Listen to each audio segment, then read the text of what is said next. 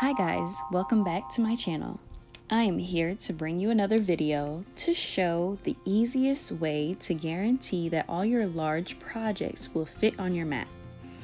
Without going back and forth with Design Space telling you, oh, your image is too large to reduce it, this technique will guarantee the first cut will make the cut. So stay tuned. As you can see, I'm just trying to decide what font would be the best for this project, and what you do is double click the font. You can go left and right to see, the entire alphabet, and also the numbers. I'll actually be doing a backdrop, and I just want the number 30, so I'm just seeing what is the cutest font that I can choose for this project that I will be doing. It's not a larger than mat project, however, I want the numbers to take up the entire mat. So as you can see, I did press Cricut Access because I do pay monthly for it. And all I did was press that cone button and then scroll down to Cricut Access. You can also download, fonts to your own iPhone. However, I've never done it. If I need a specific font to be downloaded, I just go on my desktop and do it from there. So right here, you can see that I chose the numbers or the font that I want. And I'm trying to make it pretty large because on my screen, I have the iPhone 8, so I'm trying to make it as large as possible. As you can see, I'm fiddling around.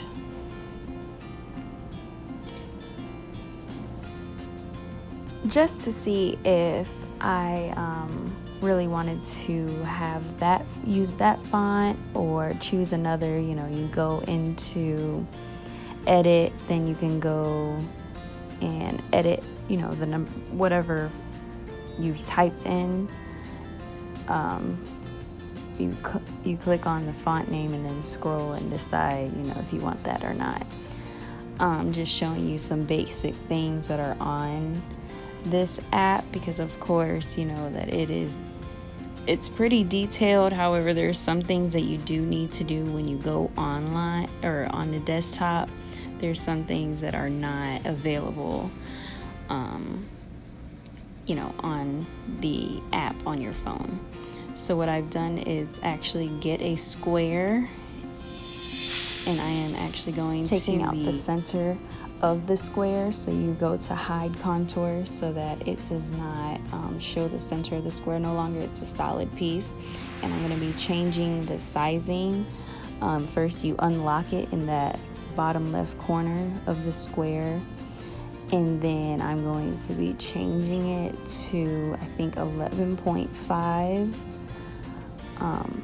width, and then 23.5 in height, and that's the largest cut that you can make on the 12 by 24 mat.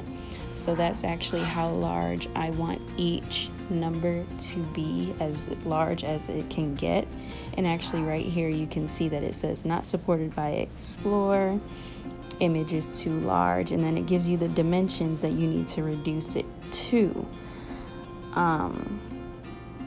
So as you can see, I'm changing it to the correct sizing because I think I did a larger size, and from there I will be sizing the 30 onto the square.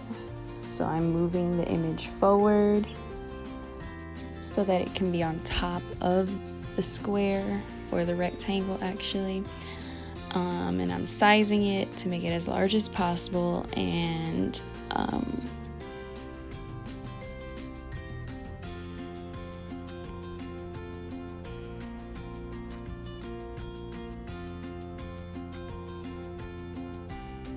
right here is when I begin to ungroup the numbers so that they can be on their own separate mat. That is the only way that this large of a number can be, or this large of an image can be cut out. And as you can see, I'm sizing the 0 to make sure that it fits perfectly. And that's about it, you guys. Once you make the rectangle the size of your mat, whether it's a 12 by 12 mat or a 12 by 24 mat, and you get your image on that mat and make sure that it's, within those limits, your project will be complete within seconds, as opposed to sizing it and going back and forth with trying to cut it. So here I'm just showing you how you can color coordinate your paper to the layers on Cricut Design Space.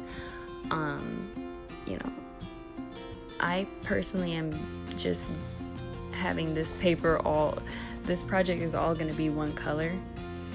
However, for you, if your project has several different pieces, or if you want it to be different colors, you can coordinate your actual paper to the layer. And I'm just showing you guys, how to save. And I personally save all my projects to the cloud, so that if anything were to happen to my phone, that I have everything I need saved. I can just go into the cloud.